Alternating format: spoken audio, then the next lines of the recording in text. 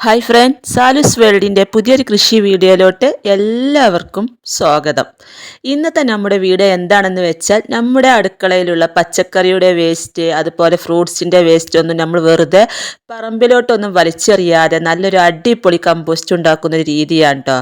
അപ്പോൾ ഇത് കണ്ടതൊരു 3 മാസമായതാണ് കേട്ടോ. ഈ കമ്പോസ്റ്റ് നല്ല രീതിയിൽ തന്നെ നല്ല പൊടി പൊടി പോലുള്ള കമ്പോസ്റ്റായി കിട്ടിയിട്ടുണ്ട്. ഞാനിവിടെ ഒരു പൊട്ടിയ മൺകലത്തിലാണ് കേട്ടോ ഈ കമ്പോസ്റ്റ് ഉണ്ടാക്കിയിട്ടുള്ളത്.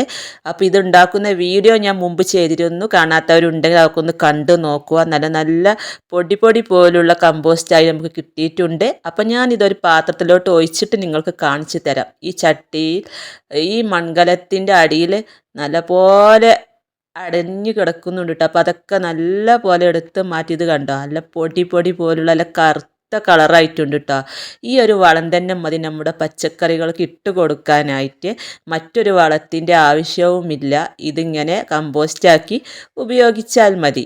അപ്പോൾ ഇത് എങ്ങനെയാണ് ഉണ്ടാക്കിയെടുക്കുന്നത് എന്ന് ഞാൻ നിങ്ങൾക്ക് കാണിച്ചു തരാം. അപ്പോൾ നമ്മൾ വെറുതെ പറമ്പിലോട്ടൊക്കെ ഇത് വലിച്ചെറിഞ്ഞാൽ ഈച്ചയും കൊതുകും എലിയും ഒക്കെ വരും. അപ്പോൾ നമ്മൾ ഇതുപോലെയൊക്കെ ഇട്ട് നമ്മളെ അടുക്കള വേസ്റ്റ് കമ്പോസ്റ്റ് ആക്കി കഴിഞ്ഞാൽ നമുക്ക് നമ്മുടെ പച്ചക്കറികൾക്ക് നല്ലൊരു വളമായിട്ട് തന്നെ ഇത് ഉപയോഗിക്കുകയും ചെയ്യാം. അപ്പോൾ എല്ലാവരും ഇതൊന്ന് ട്രൈ ചെയ്ത് നോക്കണം.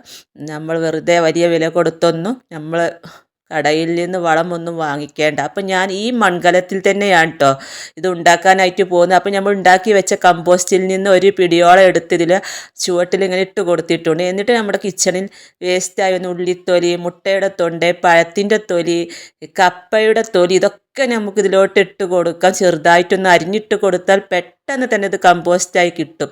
അങ്ങനെ നമ്മൾ അന്നാന്ന് വരുന്ന വേസ്റ്റുകൾ ഇതിലോട്ട് ഇട്ട് കൊടുക്കുക. ഫ്രൂട്ട്സിൻ്റെയും പച്ചക്കറിയുടെയും മുട്ടയുടെ തൊണ്ട് ഒക്കെ ഇട്ട് കൊടുക്കുക. പിന്നെ ഞാൻ എന്താണ് ചെയ്ത് കൊടുക്കാറെന്ന് വെച്ചാൽ ഇനോക്കുലം വളങ്ങളൊക്കെ വിൽക്കുന്ന കടകളിൽ വാങ്ങിക്കാൻ കിട്ടും.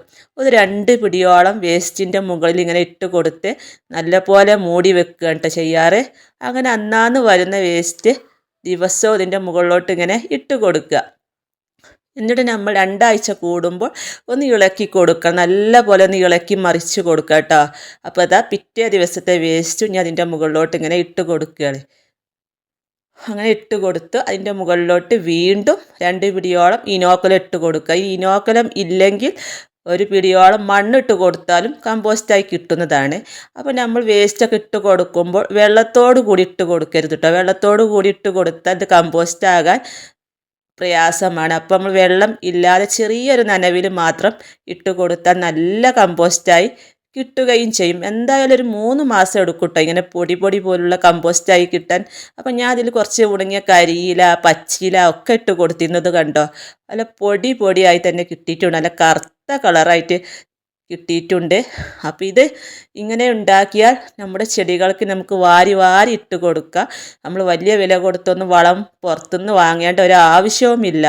എല്ലാ തരം ചെടികൾക്കും നമുക്കിത് ചുവട്ടിൽ ഓരോ പിടിയോ 2 പിടിയോ വെച്ച് ഇട്ട് കൊടുക്കാം. അപ്പോൾ ഇതാ കോളിഫ്ലവറിന് ഇട്ട് കൊടുക്കാം.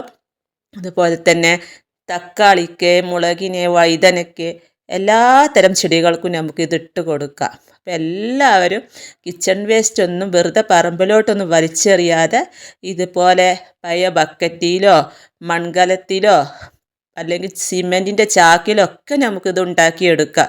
ഞാൻ മുമ്പ് ഇതിൻ്റെ വീഡിയോ ബക്കറ്റിയിലൊക്കെ ഉണ്ടാക്കുമെന്ന് ഞാൻ ചെയ്തിരുന്നു. കാണാത്തവരുണ്ടെങ്കിൽ അതൊക്കെ ഒന്ന് കണ്ടു നോക്കുക.